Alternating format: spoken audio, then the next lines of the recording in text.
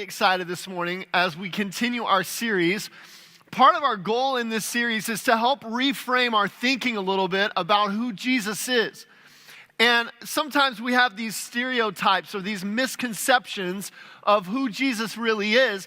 And we want to kind of blow those away when we can and reframe our view of Jesus based on what we learn about him from the historical documents that we have in the Bible, the four Gospels. Specifically, we've been studying Mark's account of the life of Jesus.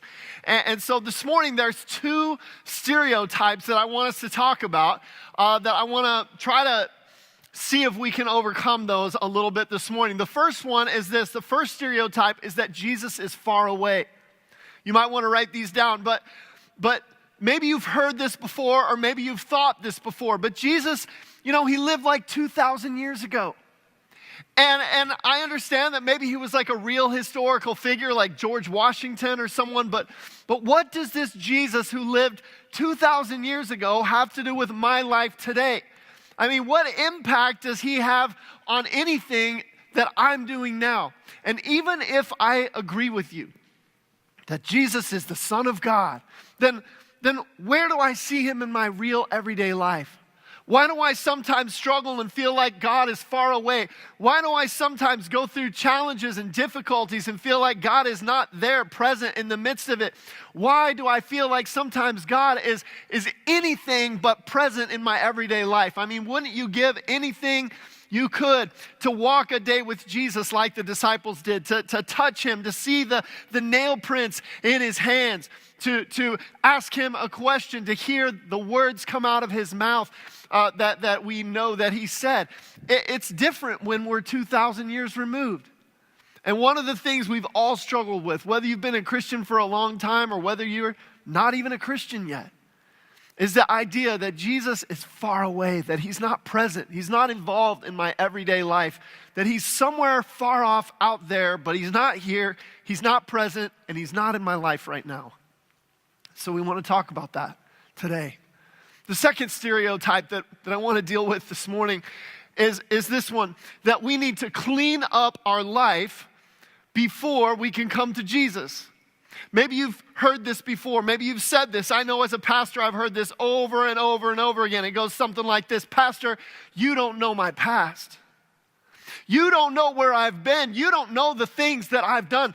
There's no way I could come to Jesus. There's no way that Jesus would accept someone like me with all the things that I've done, with all the baggage that I'm carrying, with all the things that I've gone through. There's no way that I could come to Jesus. And so we have this idea, right, that someday I'll clean up the mess. Someday I'll fix all the broken stuff. Someday I'll get my life together, and then maybe I'll think about religion. Then maybe I'll think about coming to Jesus. Then maybe I'll be acceptable enough to pretend to know God somehow. But today, no. Today I'm too far away from God. My life is too much of a mess. There's too much brokenness for me to come to him. Maybe that's something you've experienced before. And so we want to talk about these stereotypes of Jesus, and we want to do it from Mark chapter 5. So if you have a Bible this morning, I want to invite you to turn with me to Mark chapter 5, and we're going to see an amazing story about really two different people. And we're going to see a contrast between them in the way that they relate to Jesus and the way that they approach him.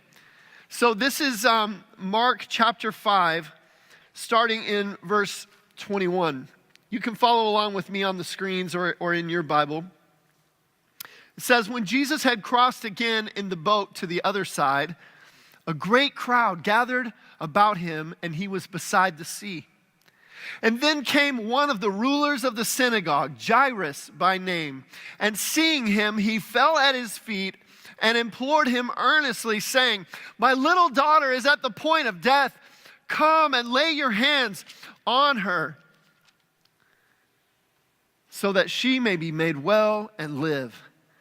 And he went with him. And a great crowd followed him and thronged about him, and there was a woman who had a discharge of blood for 12 years. and who had suffered much under many physicians and had spent all that she had, and she was no better, but rather she grew worse.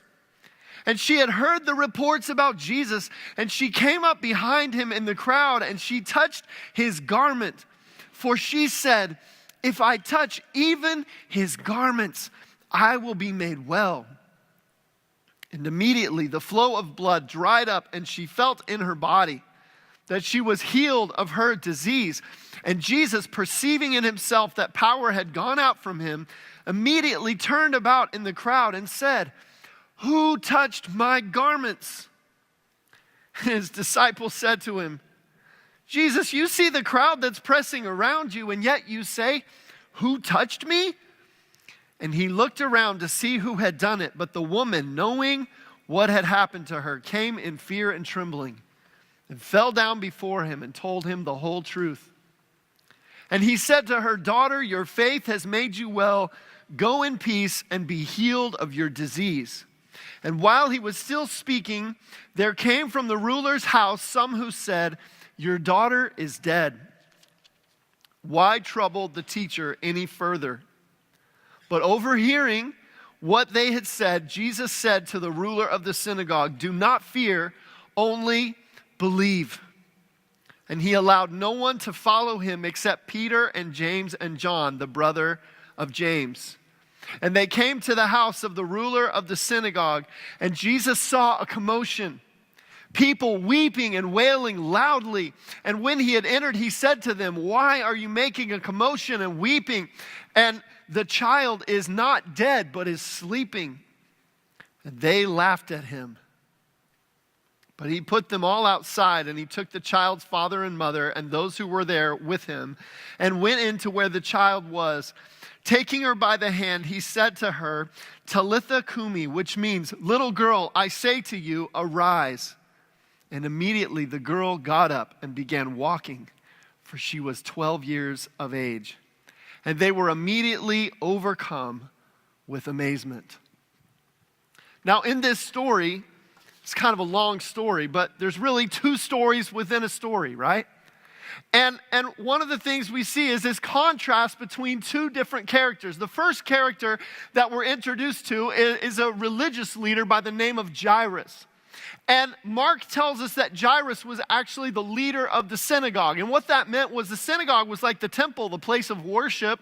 And it meant that this man was in charge of keeping that synagogue. It meant that he would care for the synagogue. He would clean up. He would take care of all the needs of the people. He would take care of the scrolls and the other valuable documents and things that they had there. And he was also responsible for coordinating like all the scripture readings, the prayers, the teachings that would happen at the synagogue. So this person would have been highly respected in his community. He would have been very well thought of, a very devout, religious man. This guy would have been well thought of in his community, someone who had a lot of responsibility, someone who was very well known with prominence and prestige. Then you have this woman. We don't even know her name. All we know about her is her issue. She had an issue of blood. The Bible tells us that she had a physical condition, that it was some type of female problem or disease, but she was bleeding for 12 years. And it tells us in the text, Mark does that over and over, that she had tried every possible remedy that she could find. She had gone to doctors and done great suffering under all of their treatments and procedures, and nothing had helped. It had only gotten worse and worse and worse. And you can just imagine when you're constantly bleeding, how that would have drained your energy, how that would have sapped all of your emotion and all of you would have felt bad all the time. You would have never felt whole. You would never feel right. You can imagine how sick you would have been, and especially in these days and times when they didn't have the hospitals and doctors and medical care that we have today. You can imagine the kinds of problems. You can imagine the embarrassment that it would have caused her. But worse than all of those things was the spiritual problem that it caused for her.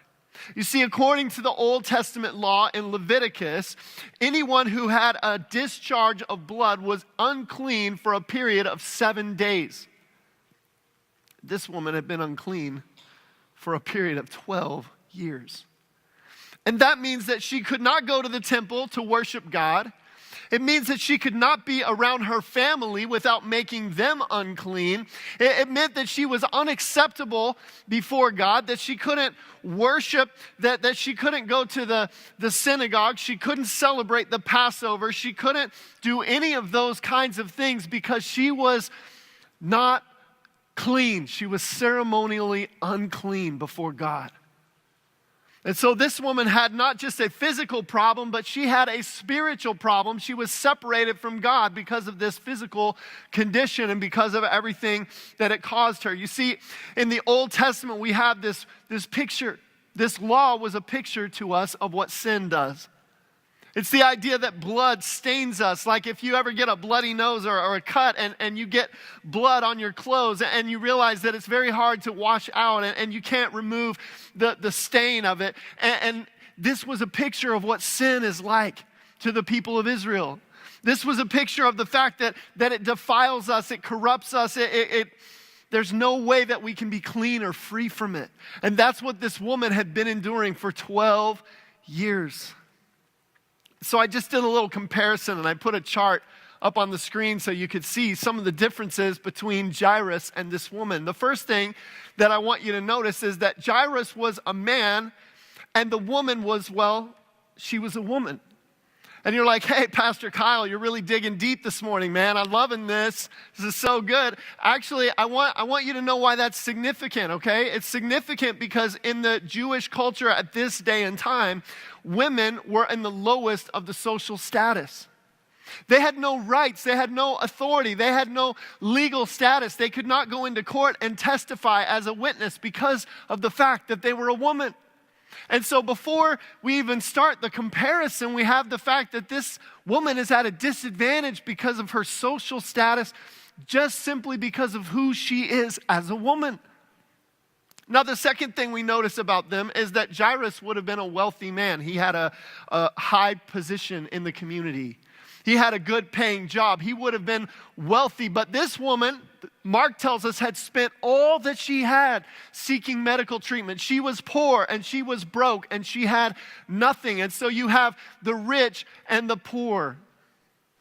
Not only that, but this man would have been very well respected in his community.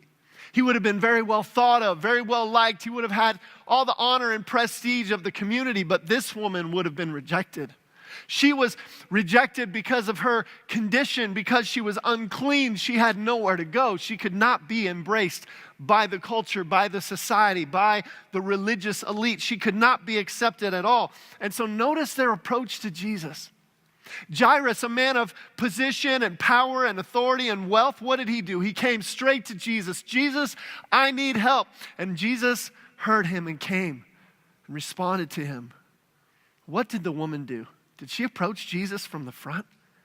Did she have the audacity to come to Jesus and ask for anything? No, in a crowd full of people, she's probably on her hands and knees, reaching out from behind, hoping that she can just touch the hem of his garments.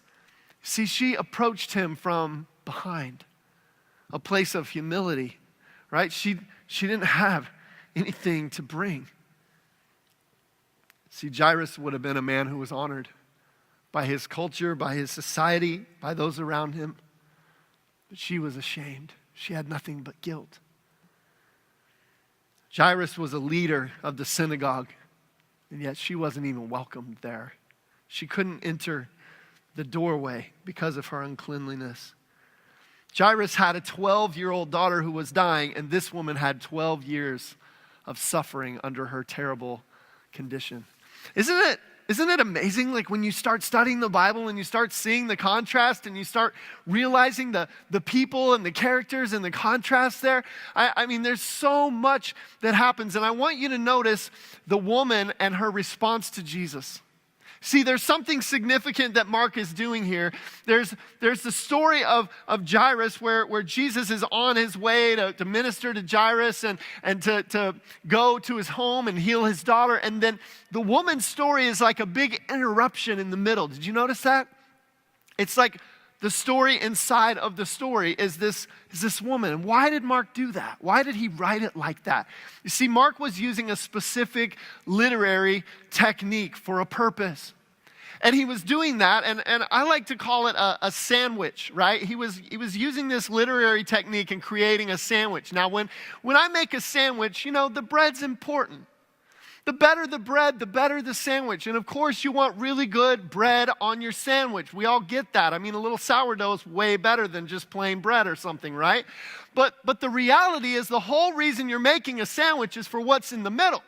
I mean, it's all about the ham and salami and turkey and provolone and the spread and everything else that goes inside. That's the best part of the sandwich. The bread's really there just to hold it all together and keep you from getting your fingers so dirty, right? I mean, that's what a sandwich is all about. And Mark is using this technique, and the story of Jairus is really like the bread, and the meat of the story is the woman in the middle. And what Mark is doing is he's taking this giant spotlight and he's shining it down and he's saying, out of all these characters and out of everything that I want you to see, I want you to notice this woman. And I want you to catch what's happening with her. And I want you to see something spectacular about her. I want you to see this woman and her response to Jesus. That's the whole point of both of these stories. It's all wrapped up in this woman and her approach and her response to Jesus. You see, this woman had nothing. She had nothing to bring to Jesus, nothing to offer. She was an outcast. She was poor. She had no legal status, no right to approach Jesus, no right to ask him for anything. And yet in her heart, she had this childlike faith. And she thought to herself, I've tried all the doctors and I've exhausted all of my resources and I've done everything I can do and I just can't solve this issue. But if I could just make my way to Jesus, if I could just meet Jesus, if I could just reach out and even just touch the hem of his garment, then I could be made whole. I could be made clean. I could be made right. See, this woman had something. The one thing that she had, the only thing, was her faith. She had faith that Jesus could do something about her situation. And so she came to Jesus in faith. And she was healed instantly. And I love this. Notice Jesus' response. Mark tells us that Jesus was in this crowd of people with all these people pressing around him, and yet he noticed that some power had left him.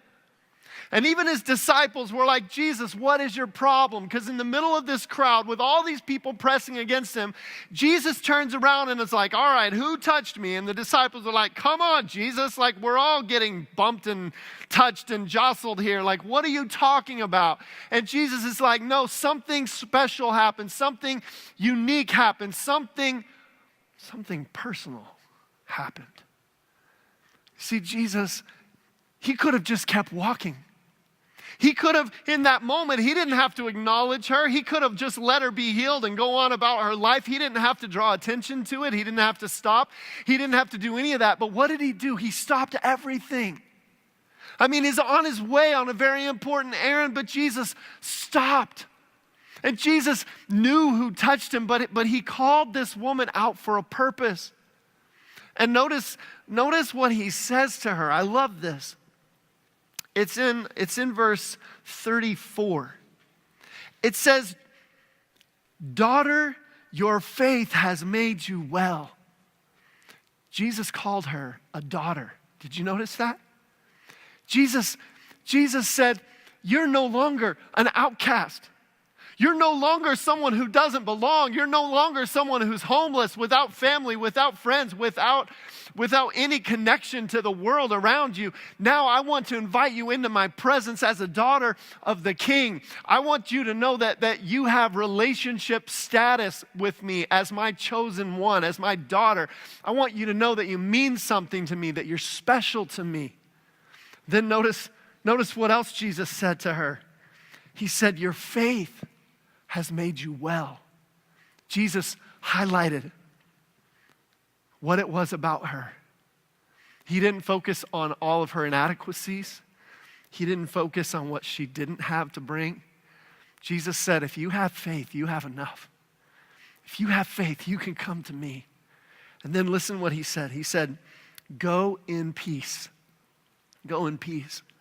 You know, when we use the word peace in our culture today, we're like, oh yeah, peace out, bro, see you later, you know, like that's how we talk sometimes. And that's not the way Jewish people talked about peace.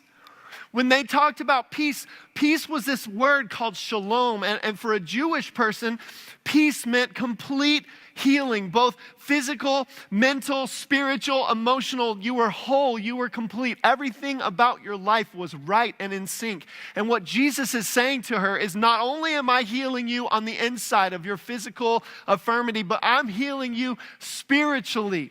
You used to be outcast, but now you're a daughter of the King. You used to be in conflict with God, but now you're at peace and you're whole. You used to not have a home or a family, but now you're in my family for eternity. You see, Jesus didn't just solve her physical issues. Jesus healed her spiritually once and for all. It's amazing. All because of her act of faith. Let's go back to Jairus. Just put yourself in Jairus' shoes for a second. And here he is, this very important person. He's got to be desperate, right? I mean, just imagine. Your daughter, the one that you love, is sick. She's near death. I mean, we know from this text that it was serious because she ended up dying. And so Jairus is like, I've tried everything. There's no one who can help her. I have to go find this Jesus. It's this last-ditch effort. Like, I'm believing for a midnight miracle. Like, I just have to go find some way to get this healer to come to my house. And maybe he can make her whole again and make her right. And so he goes to Jesus and begs for his help. And he's bringing Jesus along. And you could just imagine how he's feeling, right? I mean, there's this crowd of people. And you can just imagine Jairus is like, would you people get out of the way? We're on an important mission. And then here Jesus is in the midst of all these people, and he wants to stop and talk to some woman who's unclean, some woman who has no status, some woman who's an outcast. You could just imagine what everyone was thinking, what Jairus must have been thinking. Like, Jesus, that's cute and all, but like, you're with me. Hey, Jesus, come on, we're on an important mission here. Like, this could wait. Hey, Jesus, it's over here. Like, hello, we're going this way. Like, come on, Jesus. Like, have you ever been like that when you're looking for God's timing in your life and you want it to be your timing and not his timing? And you're like, Jesus, can we speed this up right now? Like, come on, this is a desperate situation. You can just imagine how Jairus would have been feeling, right? He would have been frustrated. He would have been upset. He would have probably been wringing his hands, you know, like, Jesus, let's go, let's hurry up. And then all of a sudden, Jesus is there with this distraction, this woman. Jairus gets the worst news you could ever get in your life. Hey, don't even worry about bothering Jesus anymore because your daughter is dead. You can just imagine right there in that moment that everything froze and stopped. And Jairus is there and everything around him is swirling, right? And there's the disciples and Jesus and all the crowd and all these people and noises, but it's just the echo in his heart over and over again. Your daughter is dead. Your daughter is dead. And there's just this finality, and you can just imagine what's happening in his heart, in his spirit, how everything is sinking and falling apart because Jairus is like, no, it can't be true. But what does Jesus say? Jesus says to Jairus, in verse 36, do not fear, only believe. Jairus, don't be afraid. Just believe. Jesus is saying, hey, did you learn anything from this moment in the street with this woman? Did you see her faith? Did you see her trust in me? Jesus is saying, Jairus, you have a choice right now. You can walk in fear or you can walk in faith, but you can't have it both ways. You can walk in fear and you can let all the doubts consume your mind and carry you away, or you can walk in faith and you can trust me. What's your choice? Jairus, don't be afraid. Only believe. Believe in Jesus. Jesus is calling. He's calling Jairus. Learn from this woman. Learn from her faith. See what she had. You have everything in this world. You have wealth. You have social status. You have honor. You have respect. You have everything, a high position in the culture, in the society. And yet, the one thing you need right now is faith. The one thing you need to do is believe. I can just imagine what Jairus is thinking as they continued on to his house. It says they came to his house and there was already a commotion going on out front. There's already weeping and wailing. There's already probably relatives, family members, cousins who've already heard the news. It's a small village. They're already weeping and wailing at the loss of this 12-year-old girl. They're crying. They're all experiencing this mourning and grieving process. And Jesus walks in. And Jesus says, oh, you guys can stop. You don't need to cry. You don't need to weep anymore. What do? They laugh at Jesus. They laugh at him. But Jesus says something amazing. Jesus says, she's not dead. She's only sleeping. Now, this is something I love. This is a kind of a side note, but in the Bible, over and over, the biblical authors refer to death as sleep. And I think it's a really cool thing because if you're in Christ, if you know him, if you believe in Jesus, then for us, death is not the end. Death is not final. Death is not when it's over and everything terminates and it's game over. No, if you're in Christ, then when you die, it's just a sleep. It's a temporary thing. And Jesus, who is conquered sin and death and the grave. That's what we sang about this morning, right? Jesus overcame the grave, right? So Jesus knew this girl is asleep and I'm going to wake her up. And Jesus walks in and he speaks to this girl. And she gets up and starts walking around the house. And everyone is overwhelmed with amazement. Now there's a few things that I want us to take away from this pair of stories this morning. The first thing is this: we all need to see it. We need to see that we are the woman in the story. We're the ones who are unclean. We're the ones who have an issue, and our issue is called sin. And the Bible tells us that every single one of us is sick with the incurable disease of sin. It's like blood. It stains our life. It defiles us. It makes us unclean before God. It makes us unworthy to worship him. And just like this woman, we have nothing to bring to God. We have nothing in terms of our status. We could exhaust all of our resources and not wipe away the stain. We could do everything we wanted to try to do good works or to try to give money to the poor or to try to do different things to scrub away the guilt and the shame and the stain of sin in our lives. But we can't do it. We can't do it. We're all just like this woman. And the only hope for her was her faith in Jesus. And in the same way, the only hope for us is our faith and trust in Jesus. Because the second thing I want you to write down is this: we can find healing when we reach out to Jesus in faith. When we reach out to Jesus in faith, we can have hope, we can have healing, we can be completely restored, just like this woman who was not only cured of all of her physical ailments, but she was restored as a daughter to complete peace in the presence of God. She was restored and made whole, complete in her relationship with him. It's an amazing picture of what happens when we who are stained, when we who are unworthy, when we who have nothing to bring, when we come to Jesus and he makes it all right and he heals us and restores us. See, Jesus is the healer who can restore everything that is broken, who can heal every disease, who can make every wrong right, and who can even overcome the grave. Now, I have to be honest with you. As I thought about this story, I was thinking a lot about praying to God for healing in our lives and what that looks like. And I wish I could tell you that I understood that and that I have all the answers and that I knew how it worked all the time. You know, I believe with all my heart that God still heals people today. I believe that God, sometimes he uses modern medicine. He uses doctors and nurses and technicians, and he uses drugs and scientists and all kinds of amazing people who bring us life-giving things that heal our bodies of physical diseases. And I believe sometimes Jesus even heals in a supernatural way, right? Sometimes Jesus restores and heals someone and the doctor's just like, we're blown away. We don't even know what to say. We never could have predicted this. And we're always like, well, we know what happened. We've been praying about this. We know who Jesus is. We know what he's capable of. Jesus can do a miracle at any moment, at any time he wants. He can get involved and make these things happen.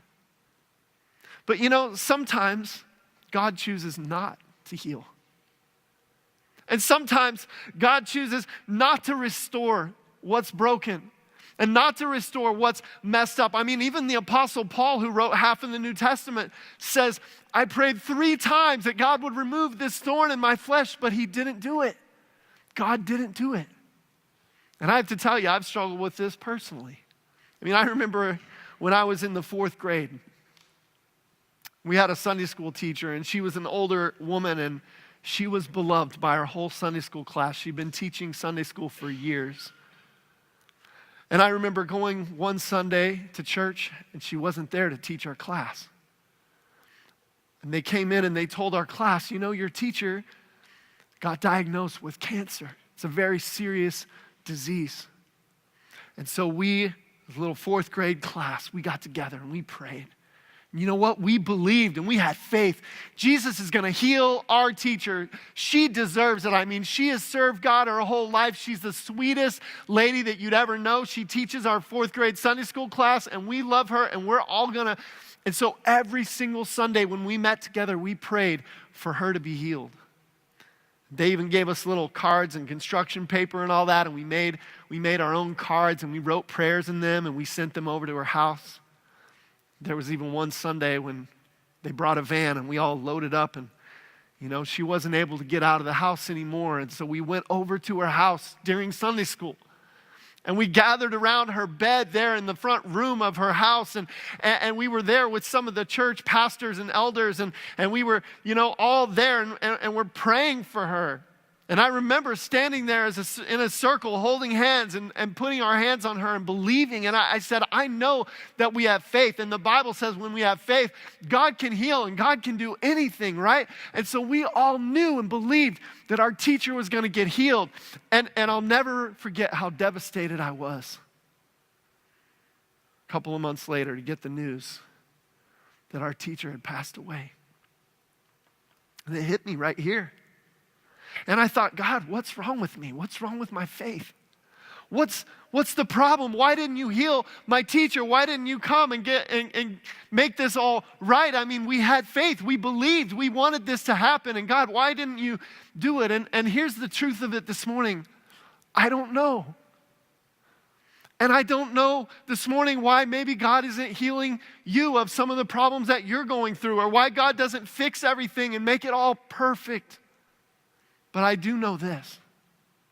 I do know that God in his word promises that everything in our lives he allows for our good and for his glory. And I believe that. And you know what I believe is that my teacher, my 4th grade Sunday school teacher, while she wasn't healed physically in this life the way that I wanted her to be healed, she went on to heaven where she was healed and given a glorified body where there's no more cancer, and where forever she'll be in the presence of Jesus. And I guarantee she wouldn't trade what she got for what I wanted. And I don't understand why God's timing was to take her home and heal her that way, and instead of healing her here on this earth the way that I wanted. And I wished I knew all the answers to that. But here's what I know. I know that Jesus is the only healer. And I know that when we come to him with our problems, with our issues, whether it's physical or whether it's spiritual separation from God, that he can and he does and he will heal. It's not always in the way we want. It's not always in the timing we want. Sometimes we're like Jairus over here, like, God, come on, hurry up. But in his way and his timing, he will heal when we have faith. Now, here's a couple other things I want you to get from this passage. One of the misconceptions about Jesus is that he's far away, but I think this story tells us that Jesus is personal, that he's near. Right? Jesus is not a God who is far off. He's not a God who's distant. He's not a God who's removed from our everyday problems. No, if Jesus had the time to stop in the middle of that busy street and stoop down and minister to this woman who had nothing to offer, this woman who had no social status, this woman who was unclean, Jesus has time for you. Jesus can be interrupted from his busy schedule and make time for you. Isn't that amazing?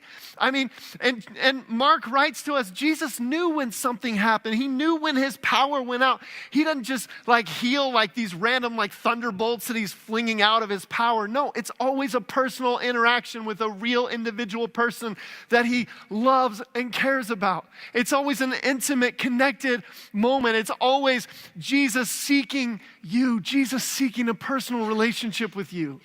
That's why when God wanted to restore humankind to himself, he didn't stay up in heaven and make some kind of magic potion. No, he came down.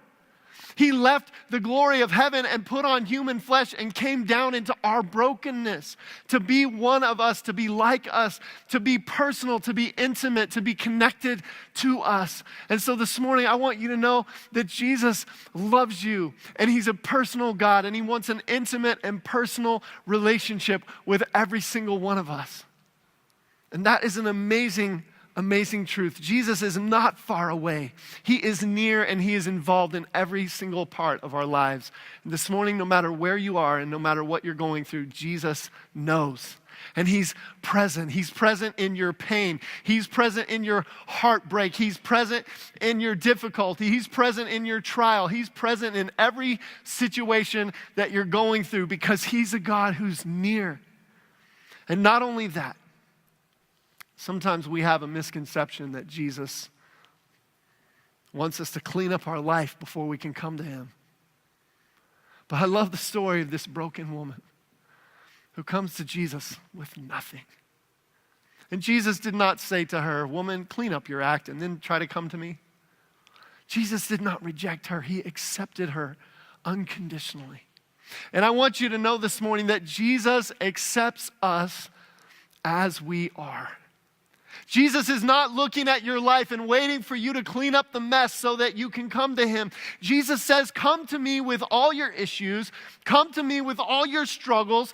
Come to me with all your fears. Come to me with all your brokenness, and I will make you whole. Jesus doesn't tell us to clean up ourselves. He tells us, come to me. Come to me and I'll restore you and I'll make you whole and I'll change your life. And I'll heal you, and I'll make it right. That's what Jesus does. He accepts us as we are. He loves us unconditionally. Isn't that powerful? This is who Jesus is. The whole point of this story, both of them, is this faith of this woman. And I want to close with a verse that you've all heard many times, John 3:16. Because it says this, God so loved the world that he gave his only son. Jesus left the glory of heaven to come into our mess. So that whoever believes, whoever, not just the rich, not just the powerful, not just the people who have it all together, whoever believes, not someone who works hard, not someone who can justify it, not someone who's cleaned up their life, no, just someone who says, Jesus, I believe in you. I believe, I have faith. I'm not going to walk in fear. I'm going to walk in faith. When someone has that, whoever believes in him should what? Not perish, but have everlasting life. Complete wholeness and healing for all of eternity. That's what Jesus offers us when we come to him. So this morning, I don't know where you're at in your journey. I don't know where you're at in your walk with Jesus. Maybe you've been a Christian for a long time, or maybe you're just investigating this stuff about who Jesus is. But here's the thing I want you to know. Jesus is present with you right now. And whatever your struggles are, man, I want you to know these things, I've been walking with Jesus for dozens of years. And yet these truths are so special to my heart. Because you know why? I still struggle. I still fear. I don't always walk perfectly in faith the way that I should. And there's some days Jesus is just saying to me, you know what? Don't fear, just believe. Just trust me, I can take you through this. Just trust me, I've got you. I'm right here in the midst of this with you. And even if you don't get it and you don't understand and it doesn't all add up and make sense, I'm with you. I'm here. I'm not going anywhere. I'm present. I'm near. I'm not a God who's far off. Man, I love that part about Jesus accepting us as we are. Because the truth is, me and you and everyone, we're all broken. We all have a past. We all have our issues and our struggles. And yet Jesus says, come to me. Come to me. Maybe today you're saying, you know what? I'm just investigating who Jesus is. You know what? He's inviting you into a personal, intimate relationship with him. And it all happens by faith. It's when you say, you know what? I don't have the answer. I can't deal with the issues in my life. I can't deal with the sin stain in my heart. The only answer is by reaching out and trusting in the one who gave his life for me. And that's the hope and the message of the gospel. So this morning, are we going to walk in fear? Or are we going to walk in faith?